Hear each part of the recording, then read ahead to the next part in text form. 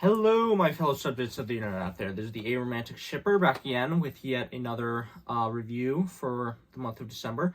So, we're going to be talking about Stranger Things Season 4. And, so, in regards to Stranger Things, I've obviously watched the first 3 seasons before a while ago. And, if I'm being perfectly honest, I didn't really have much expectations for Season 4 because I didn't really like Season 3 very much. I didn't think it was very good, so, I wasn't really, super enthusiastic for the next season. It just seemed to me that Stranger Things was sort of just going on a continual downward spiral where, Season 1 was really good, and then Season 2 was not as good, and then Season 3, in my opinion, was just not really very good.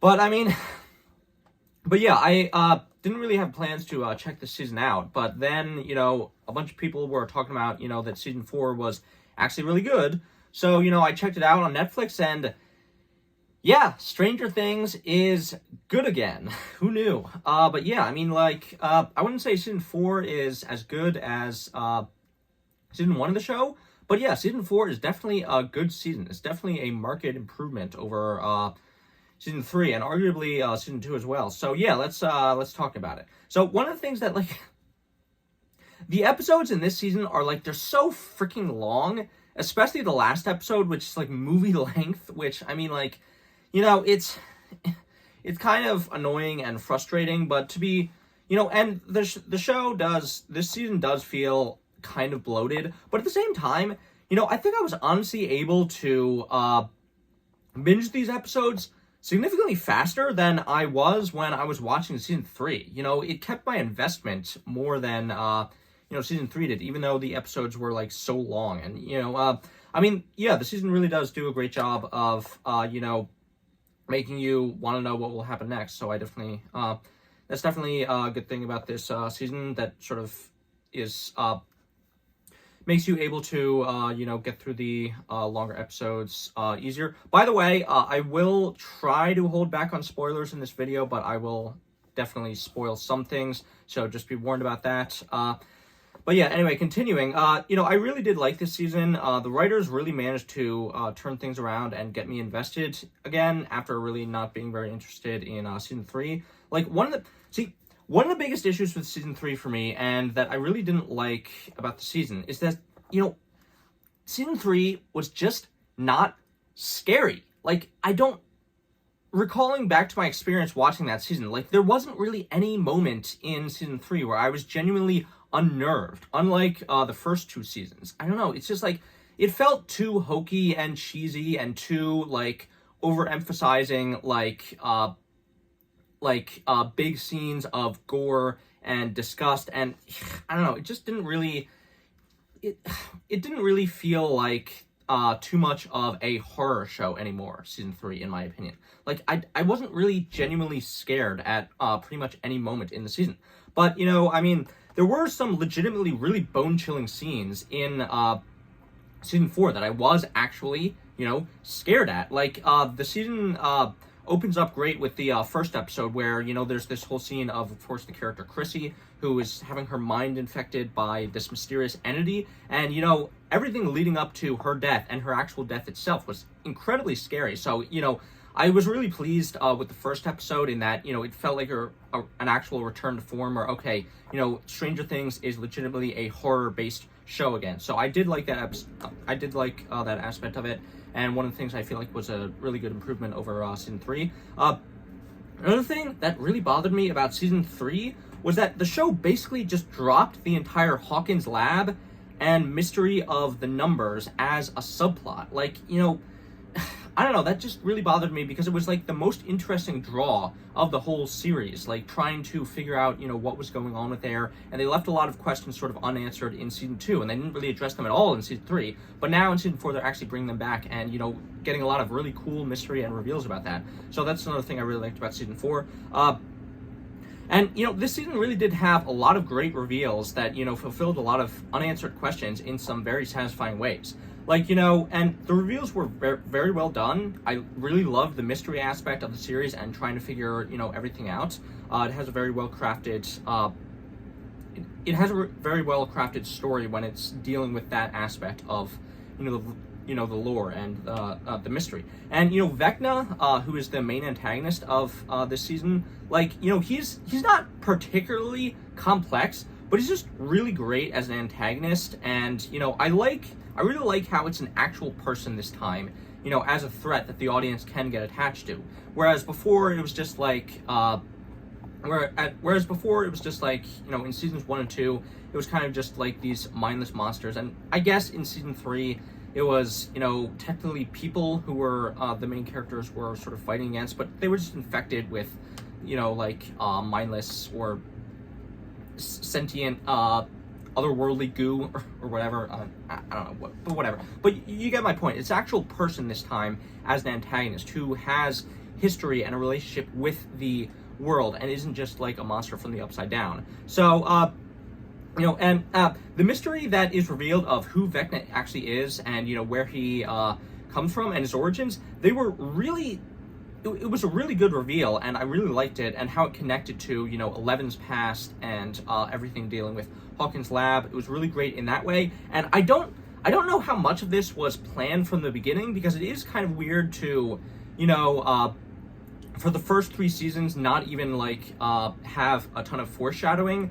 to Vecna existing. And so I feel like Vecna's existence was probably a retcon, but it's a retcon that, in my opinion, really works because it doesn't open up a ton of plot holes or anything, and it seems like it does really fit with the series, and seems like him being a character that exists would make sense for the story. So even if it was a retcon, which it probably was, I think that Vecna's reveal and him existing in the first place really fit the story, and the reveal of who he was done very well. So yeah, hats off to the writers for Vecna, because he was handled very well in this season. Of course, there are a lot of great scenes throughout this season that really hit home and really made me emotional. Of course, the biggest one that blew up everywhere was, of course, the running up that hill scene in episode 4, which was just absolutely iconic, and perhaps the best scene in the entire show, in my opinion. Just everything about that moment with Max and her almost dying by Vecna, and the song running up that hill being the thing that is able to allow her to escape. It was chef's kiss. It was amazing. Everything about that scene just worked so well. It was directed, acted, built up,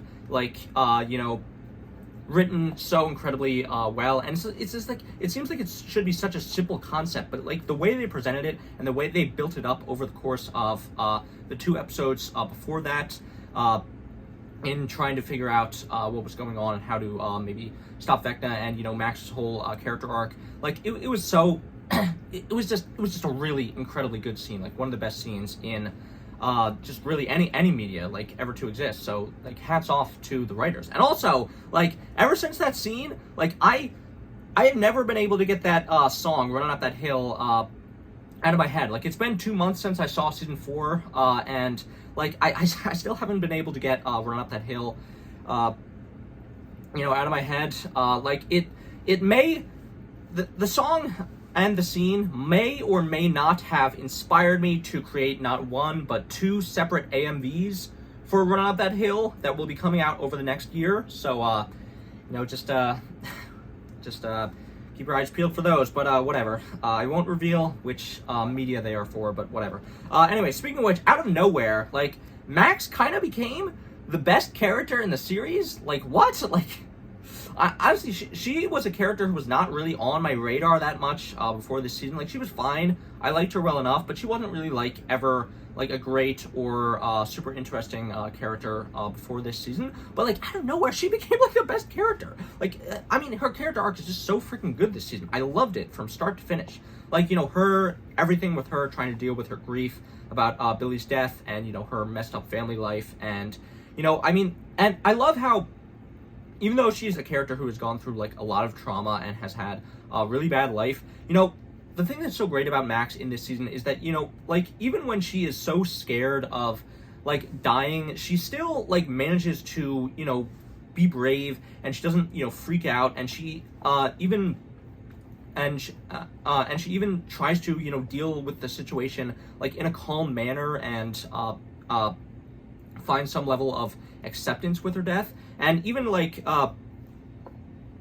even in the finale, where you think, you know, Max's character arc is mostly done with, you know, episode 4, where it sort of peaked at that moment. But even in the finale, you know, she still decides to put herself in danger and try to stop Vecna by, you know, exposing herself to him. And not in that way, but I did not mean it that way. But yeah, but anyway, yeah, I just really loved everything about Max's character in this season. She really is the like strongest character, like incredibly surprisingly, that in this season, and I really liked her. I really liked all of her struggles with her going through, you know, and you know, obviously her character arc in this season focuses a lot on, you know, mental health and, you know, her will to live when she's having some clear suicidal tendencies and, you know, guilt about what happened to, you know, her brother. And you know, I don't know, it's just very well done, very well written, like out of nowhere, because like she just wasn't like the most compelling character in seasons 2 and 3, but I mean,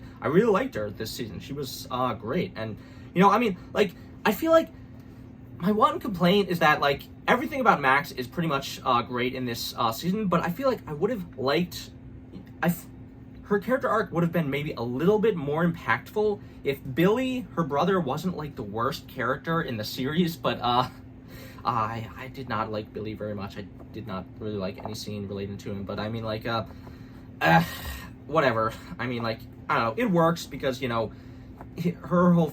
I mean, he's supposed to be terrible, but like, I don't know. I just really was not interested in him, like, almost at all. I didn't care at all when he died. But I mean, like, but again, that is sort of interesting because, like, again, it does sort of work with Max because, you know, the thing that Vecna is basically trying to get at her insecurities is that, which is that, you know, she sort of, I don't know. I mean, you know, the thing is, like, Max sort of, you know, feels bad about, I guess, not feeling as bad as she should about her brother dying because she sort of hated him and, you know, didn't care about him that much and even wanted him to die. So, I mean, you know, it is sort of exploring that aspect of it. I mean, like, is she really a bad person for wanting such a terrible other person who treated her so poorly to die? And, you know, it's really interesting stuff, and I really liked it. And it's just like, yeah, everything with Max was great in this season, and she has become my new favorite character in the series. So, yeah.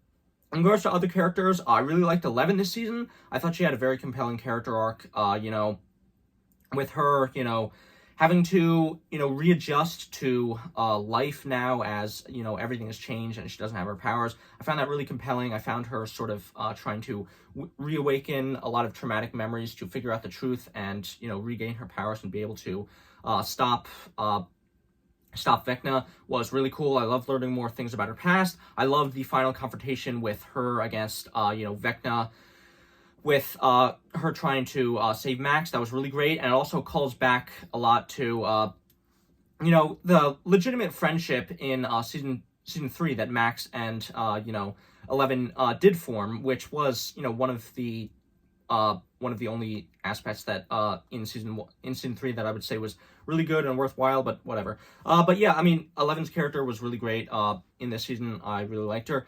Eddie was you know, he was a new character who was introduced this season. You know, he was really awesome. I really liked him. He was very, you know, high energy and crazy and just like, yeah, Eddie was really cool. Like, everyone likes him who watched this season. And I'm no different because Eddie is awesome. And, you know, his guitar riff that he was playing in the Upside Down in the finale was really cool. And I mean, like, I seriously, I don't know, I seriously don't understand why the series felt like they needed to kill him off. Like, it just seems so pointless and unnecessary. Like, especially because it was totally avoidable as well. Because, like, he says, you know, oh, I'm staying in the Upside Down because I'm going to buy more time. But, like, buy more time for what? You already distracted the demo bats or whatever they're called. But, like, I don't know. It just seemed like they had to get him to go out to back into the Upside Down for really almost no reason, and, you know, so they could have a sad emotional death. And, like, I don't know. It's just like, why does Stranger Things keep doing this? Like, you know, the show,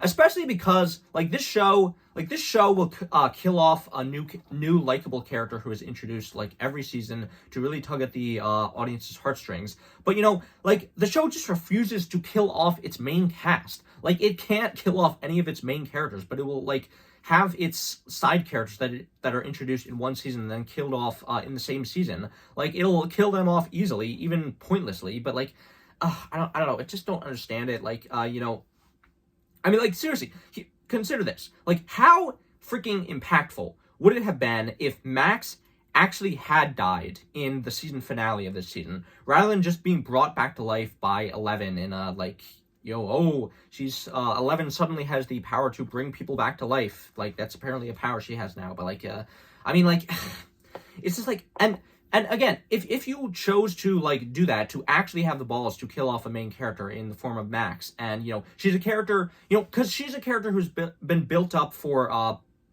she's a character that has been built up for three seasons by now. She's had a lot of screen time. She's had a lot of importance to the main cast, and she had an incredibly strong showing this season with her having an incredible character arc and really good writing. And how impactful would it have actually been if instead of just killing off a main character who was admittedly really likable in Eddie, who that the audience did get attached to, but just killing him off for basically no reason at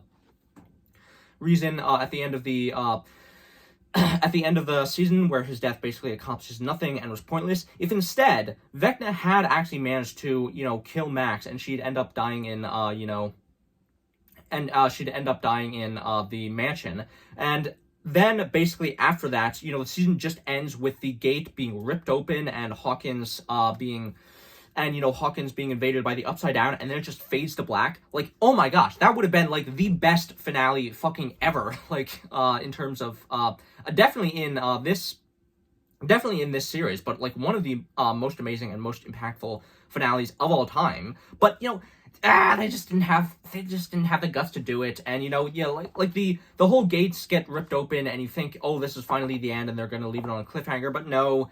Like, no, Max is brought back to life by 11, and, you know, the characters are able to, you know, go back and, reconvene in the end, and, you know, there's sort of a recovery after there's, you know, the news media says it's a supposed earthquake that struck Hawkins, and it's just like, I don't know, it just feels like to me that these, I don't know, it's just like, you know, It feels like they could have went further and they could have went darker with the season finale, and they just didn't, and they, you know, chose to kill off Eddie instead, who's a more minor character and less important for really no real reason. And it's just like, it bothers me when the show does this because they keep doing it, and it's just like, I mean, I'm really hoping that in season 5, like the show, apparently it's going to be the last season or whatever, but I feel like the show really needs to kill off a main character, finally, because like it just feels like the plot armor on the main characters is getting a little ridiculous in my opinion, and like I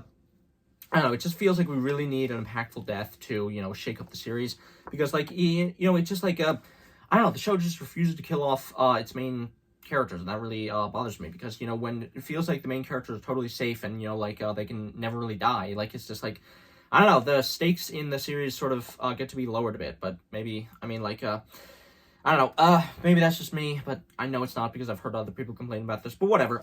Moving on, though, I mean, speaking of a refusal to kill off characters, let's talk about Hopper. So, Hopper. So Hopper was arguably my least favorite aspect of season 3, because I really liked Hopper as a character in seasons 1 and 2. I really liked him. I thought he was very well written, and I was very interested in him and his relationship with, 11. And I hated him in season 3. Like, he was so poorly written. He felt incredibly out of character. You know, his character was completely bastardized. It felt like he was taking, like, 3 steps back in terms of his character development, and just, like, he was just such a fucking asshole that season, acting incredibly aggressive and, you know, aggro all the time, which was not his characterization in, seasons 1 and 2, even though he did have anger issues, and his constant arguing with Joyce, like, throughout the entire fucking season. I literally did not care about their relationship at all. I did not really see any of the chemistry between the two. I did not ship them. I did not really care. I didn't care. I did not like Hopper very much in season 2. I mean, sorry, I loved him in season 2. I did not like him very much in season 3.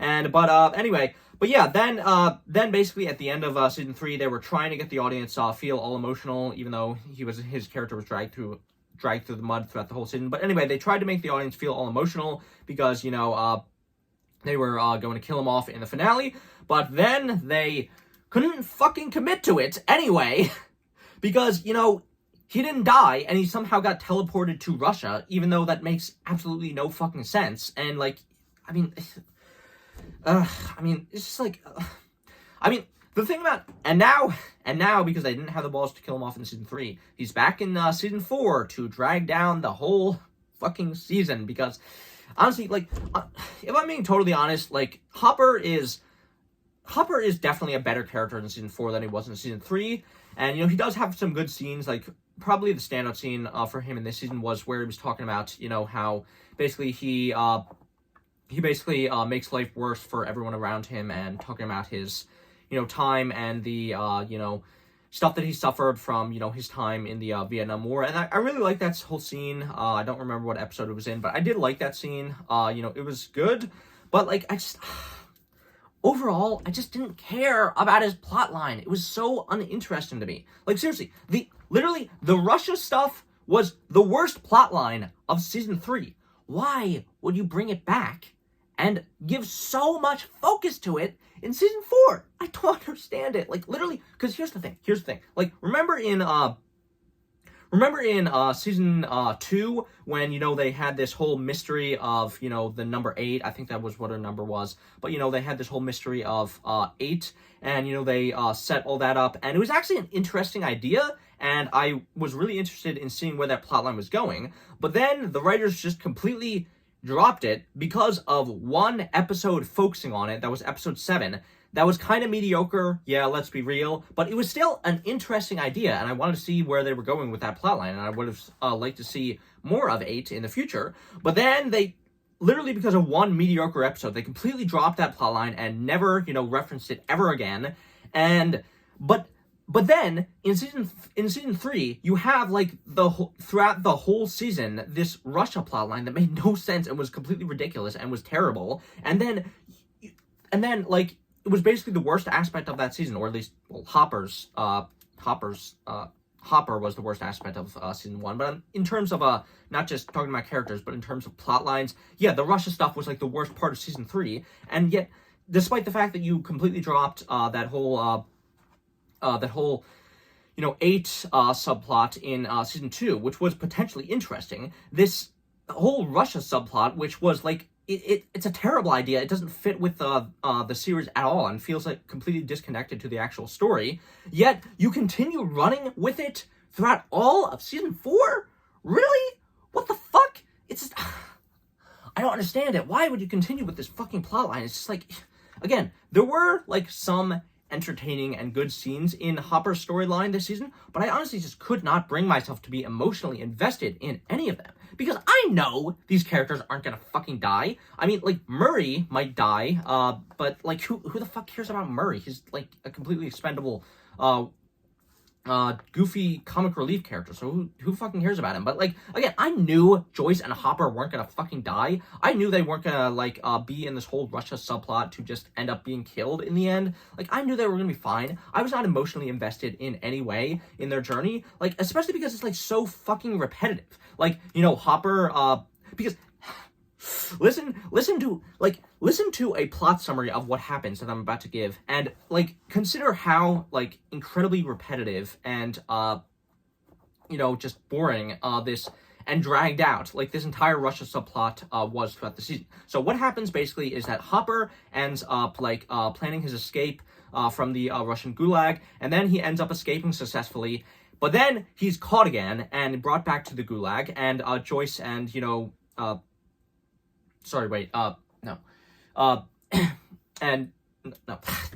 brain pause. Yeah, sorry about that. Maybe I'll cut that in editing, but whatever.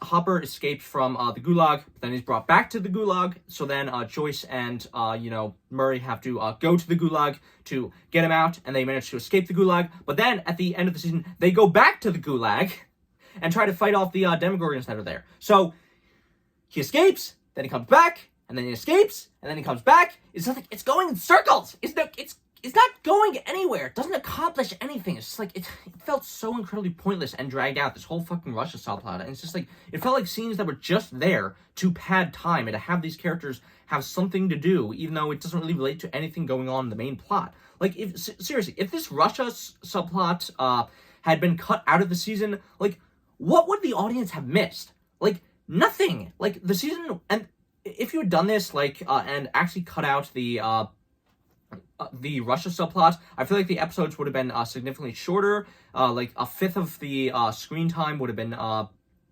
cut, so the season would have felt less bloated, and we could have focused more on the actual story of what is going on. And I feel like if the entire Russia subplot of the season was cut out, then this season might have been on par with season 1 in terms of quality. But it's the one aspect of the season that's really not very good, and just feels like it's bringing the entire season down, despite the rest of the season and the story being pretty good. But it's just like, it doesn't relate to anything, and it's just like, literally, because the plot, and that's the worst part, because even if it was like, even if the plotline was not that good, but it was still important to the story, you can still sort of stomach it and say, okay, well, maybe it's not that great, but, it is sort of important. But it's really not. It's not important, because, like, nothing in this plotline has anything to do with the other characters anyway. And literally, like, because they try so hard in the finale of the season to, like, try to connect it with the actual plot that's going on at Hawkins in the finale. But, like, with basically them going back to, like, fight the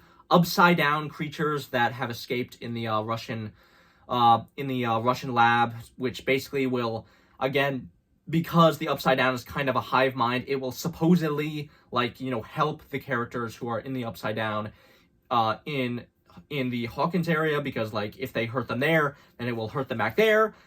Kind of. It's really a stretch, and it really doesn't work, and it really didn't need to be there for this season and plotline to actually work, and it's like, it's so pointless. Why didn't they just fucking cut it out? I don't understand. Like, but anyway. So yes, that was very frustrating, in my opinion. I really did not appreciate that aspect of the season. I felt like it really brought it down. But in terms of some other criticisms I had of this season, I guess I should talk about some other stuff. So some other things that bother me. I can't stand the love triangle between, Jonathan and Steve and Nancy. I generally do not like love triangles in pretty much any media, and like, honestly, in my opinion, I really didn't want Jonathan and Nancy to get together in the first place. Like, I really wasn't cheering on them, hooking up in season 2. I mean, like, Jonathan was kind of a creep who, took a bunch of pictures of Nancy while she was having sex with Steve in, like, season 1, which is like, I don't know, really, like, this was like I did not really like that ship in the first place, and I sort of would have found it more interesting if, Nancy had sort of just stayed with Steve as he had become a better person over time, and it sort of would have been this subversion of expectations, where you think normally in these kind of shows that, like, the sort of weird outcast guy would be the one who would be getting with the girl in the end, but it sort of could have been a subversion of expectations where the bully character, who was, of course, Steve in the first season, actually sort of has a redemption arc and, actually sort of betters himself as a person and a romantic partner. But no, they had to, like, get together Nancy and Jonathan in season 2. And now in season 4, they're basically reconsidering and saying, oh, well, actually, Nancy kind of has more chemistry with Steve, honestly, so now we're going back to that and opening up him as a potential romantic endgame and having this fucking love triangle. And I don't like it because, like, I don't like love triangles generally, but, like, I don't know. It's just like, bringing Steve back into the fold and having him be a potential romantic interest for Nancy, it's just like, it doesn't work, and it feels like they're just trying to, make up for, like, writing mistakes in the past that they probably shouldn't have done, but whatever. it didn't really bother me. It didn't really interest me, and it kind of bothered me because I just don't really like love triangles. It feels like kind of a waste of time, in my opinion. And like Jonathan's whole character in this season, with him like I don't know, it's just sort of weird to me because like him, I don't know, was it ever built up to before that he was like, because Jonathan is kind of stoner in this season, and like it felt kind of out of place and not really. I don't want to say it's not consistent with his character, but I feel like it's just like I don't know, they sort of turned him into like a sort of goofball-ish character who was sort of more comic relief focused, which I didn't really appreciate too much. I mean, like, it just sort of felt like they were trying to do it to get him away from Nancy so that she could bond with Steve again. And I don't know, those three characters I don't feel like were handled particularly well in the season. Like, in regards to their relationships together, I still did like Nancy as a character. I still did like Steve as a character. Jonathan was I mean, I guess he was fine, but whatever. But yeah, that was an aspect that really bothered me about this season. Another thing that bothered me about this season was that, like, a few scenes in this season felt kind of out of place and like they didn't belong. Like, and you can really tell which ones they were when you actually watch the show, because like it's not something that you get on repeated viewings. It's something that is you know what I mean, visible, like, right as you are watching the season. Because, like, for example, there's the scene in, episode, I don't remember what episode it was, but whatever. Anyway, there's a scene, in the season where Dr. Owens is talking to, Eleven about, what she needs to do to, save Hawkins. And, that whole scene, after they, reconvene, it does not feel like a real conversation. It feels like it's a movie trailer talk. And I'm pretty sure that it was actually a scene that was in the trailer of for Stranger Things Season 4. And it really shows because, like, it does not feel like an actual conversation or interaction between these characters. It feels like movie trailer talk. And it felt very out of place with the rest of the season. So that really bothered me about it. And there's also, like, the scene... Another scene that felt very out of place in the season was, the scene where they went to, the characters went back to Dustin's girlfriend, Susie, to get her help with stuff or whatever. I don't know. I don't entirely remember the details, but whatever. So, yeah, but her, that whole scene in her, like, giant Mormon household with all those kids, it feels like it's from a completely different show. It does not mesh with, like, any of the other scenes in the season at all. Like, it just, it feels completely out of place, and, like, it was, not, I don't know, it just feels like very, not existing in the Stranger Things world or show or tone of the series. So that was another one that really bothered me, and I didn't really like it very much. But yeah, and so another thing that bothered me about the season was I don't understand how Papa survived. Like, how would Papa have survived? Like, it's just so, like, confusing to me, because, like, we saw in season 1 him get attacked by the Demogorgon, and sure, we didn't see him being ripped apart or eaten, but, like, you would generally assume that when a giant freaking monster attacks him and comes, like, literally on top of him, that he's dead. And I don't understand, like, how he's still alive. And, like, I liked him in this season because, they're sort of bringing him back because, obviously he's someone who is, very important to the story, and I liked his interactions with Eleven. I honestly don't like him as a person because he's pretty terrible and manipulative and all that stuff, but I do like his character because I feel like he's very interesting because he does genuinely care for Eleven in a very creepy and possessive way, but it's just, like, it's sort of interesting to see his character and his interactions with Eleven because he's this very... creepy, but also sort of complex figure that I do like, but I don't understand how he survived. Like, it does not, it's complete bullshit, honestly. Like, why did the Demogorgon not eat him in season 1? But whatever. I mean, I guess, overall, talking about the season, I did definitely have some flaws that I had with the season. It definitely was not a perfect season by any metric, and of course, like, the major thing that really brought the season down was the whole fucking Russia subplot that really, was not interesting to me in any way, and I feel like could have been completely cut out. But, I mean, like, regardless of that, the season does have a very strong dramatic and story core and horror aspects that make me really like it as a whole, and I think it was very good. And, so yeah, I mean, like, there were definitely some flaws, and I don't think it was as good as season 1. I think it was probably better than season 2, maybe, even though I would say season 2 was probably more consistent in quality. But whatever. I mean, yeah, this season was really good. I feel like there were a lot of really good aspects of it, and I really liked it.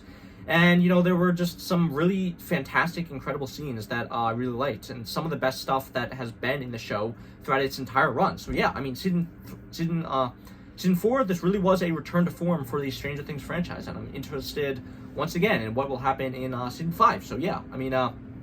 Anyway, so I would definitely recommend this season for any fans of Stranger Things, and yeah, I really liked it. So anyway, those have been my thoughts on Stranger Things Season 4. Give your thoughts in the comments down below. Be sure to like, share, subscribe, ring that bell for notifications. And yeah, this has been the Aromantic Shipper, and did I already say that already? Whatever. But anyway, yeah, so anyway, my loyal subscribers and non-subscribers, have a nice day, and goodbye.